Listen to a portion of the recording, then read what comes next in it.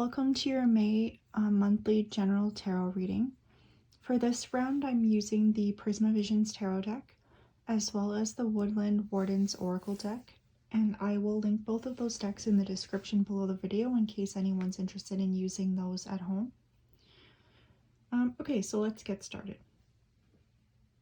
What you have in your current position, the position of where you're at right now, we have the Six of Pentacles, which is an interesting card for Libra to get because it talks about balance and compromise and community. And I think Libra are really good at that anyway, being the sign of the scales. They're good at balancing and compromise. But in this situation, it seems like there's an underlying battle within oneself over whether or not one should compromise. There seems to be a choice to be made, not really knowing how to move forward. So we have the Six of Pentacles is the compromise, and then what is underlying the compromise is the Seven of Wands, and this is the card of competition. So it's actually quite opposite to the energy of compromise. Here we have community, here we have competition. This can represent outward competition. So you're trying to compromise, but a bunch of people in the situation have different or incompatible needs, and it's becoming a difficulty. Or this could represent like a battle within oneself or a competition within oneself, where you don't really know what you want, or you don't really know what kind of compromise would meet your needs as well as others. You don't really want to put yourself on the back burner, but at the same time you're trying to find a peaceable solution or a way that everyone can be harmonious. And it looks like it's becoming quite a challenge because what you have right next to the Seven of Wands, this is a card of competition and battle. And then here you have another card exactly like that, even though it's a different suit. These are two similar energies. The Five of Swords represents winning at all costs, willing to do battle and wanting to succeed, even if it means the loss of something. That energy is kind of moving out, though. So, I mean, it's not a great card to get, but if you're gonna get a shitty energy card in the position of what's moving out, is probably the best place to find that in your spread. So there could have been some kind of outward display of not wanting to compromise on something or wanting to stand your ground on something that's important to you. What you have in your blockage card is the Six of Chalices, which is cups in the regular tarot deck. So the Six of Chalices represents childhood nostalgia, or a long history between friends, or a long history between family members. So this is a good feeling, but it's in the blockage position. So it could be, in the case of compromise, either somebody weaponizing their history with you against you and to try to force you to compromise on something. Or it could be your inability to say no to somebody because you have such a good past with them. Or somebody who you've had a strong friendship or a strong relationship suddenly asking you to compromise on something that you're not willing to compromise on. And it's become a bit of a contentious issue. What you have in your caution card is strength. And the caution would be, in this case, it's perhaps not the greatest idea to take a stance of winning at all costs. So if you can find a way to compromise on something, certainly there's a choice to be made here on whether to do so, because you have the Two of Swords surrounding what is your current situation, and the Two of Swords is the card of choice, or having two paths and not really knowing which one to go down. The Strength card is saying you might not want to take too rigid of a stance, or at least be cognizant of the implications of taking a rigid stance on something. which Libra aren't really known to do. They're known to be a very go with the flow kind of energy, but of course it all depends on what your rising sign and your moon sign is as to whether you are like firmly in that balance energy or if you're more of a stronger personality. But the caution again, it's saying strength here. Caution on using too much force or trying to bend people to your way of seeing things might not be the best approach.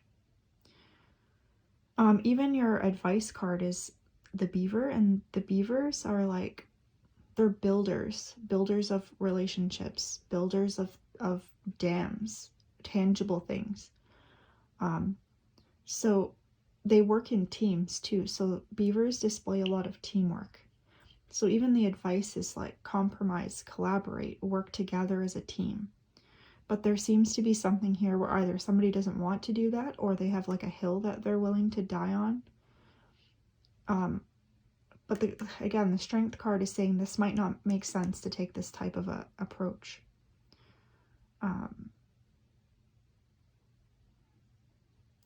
What you have moving into your spread, so this is like what's moving out, this is what's moving in. It's a much better energy. It's the 9 of Chalices. So that's like wish fulfillment. And with the Wheel of Fortune as well, sitting here in your outcome position, I almost feel like if you're taking a strong stance on something, if you were to just like maybe take a less rigid stance or compromise on that, in some way that would bring out around a new opportunity that might be better than what you're like giving up in the compromise. So the show of strength might be you end up missing out on something because you're too rigid or too stuck in your opinion, or you're stuck in your way of wanting to do things. You have in your hopes and fears position the card of forward movement, the 6 of Swords. So it's like you want to move forward from this situation, but you're afraid that if you move forward from this situation by letting something go, that you're going to have lost something. So there's a fear of that sitting there. But then these two cards coming in, the 9 of Cups and the Wheel of Fortune, Chalices, sorry, I'm used to saying cups, but in this deck it's chalices. The 9 of Chalices and the Wheel of Fortune together say something really good's coming here. But maybe the way that you receive this good thing is kind of dependent upon your willingness to let something else pass, you know? Like it's almost like you're being rewarded for this compromise by something that's even better than what you were losing out on in the compromise. There's also like with the 6 of Swords and the 6 of Chalices, and these are like in a fear and a blockage position. 6s are actually really good energies, but when you find them in a position like this, there is like a not wanting things to change kind of energy, like really wanting something to stay the same. And maybe that's why you're not willing to compromise on it, is because you want it to stay the same and you don't want the change. But the Wheel of Fortune says change is coming regardless. The Wheel of Fortune is like things go up, things go down, things go up, things go down. There's like no stagnancy. So there is a change, and because it's a major arcana card, it's like change out of your control. So whether you want change or not, it's there. But perhaps the change is better than what you think it is if you're willing to sort of roll with it a bit and let it play out without doing the like being your own blockage, essentially, by showing too strong a show of force.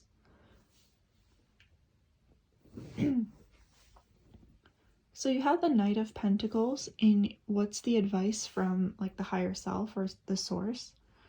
So this is like your advice on how to handle the situation. And the Knight of Pentacles is somebody who is in movement. So here's a fear of movement, fear of moving forward. Here is a fear of moving forward in the blockage position, not wanting to change things from how they are. But the advice here is movement. And the Knight of Pentacles is moving towards something tangible. Pentacles are like, well, they do represent coins, so yes, money, but things that we can touch and see and hear and smell and taste, tangible reality.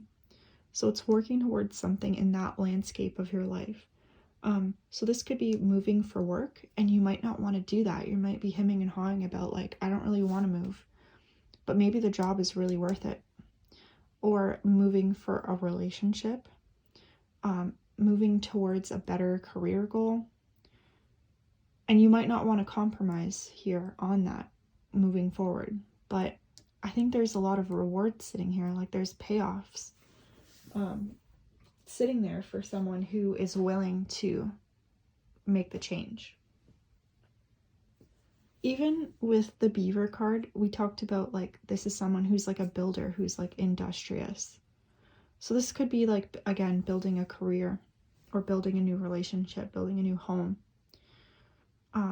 The birch spiritually or symbolically represents new beginnings and growth. So there's a lot of change and newness happening. Here, it's just, for some reason or another, I'd be interested to see how this plays out for some people. There's an unwillingness to move towards those things. And it could be because you want something different, or it could be because, like, what these things represent doesn't immediately look like what you're thinking in your head. Like, you have a picture in your mind of how you want things to be, and maybe this doesn't look like that. But these two cards are kind of saying, like, it's better than whatever this is. So you might have to relax on the image that you have in your mind. That could be like you could be very stuck on it, and you don't want to end up doing that. Thank you so much, Libra, for listening to your messages this month. Again, the links will be in the description below the video. Information about private readings will be there as well. So again, thank you for tuning in, and have a great rest of your month.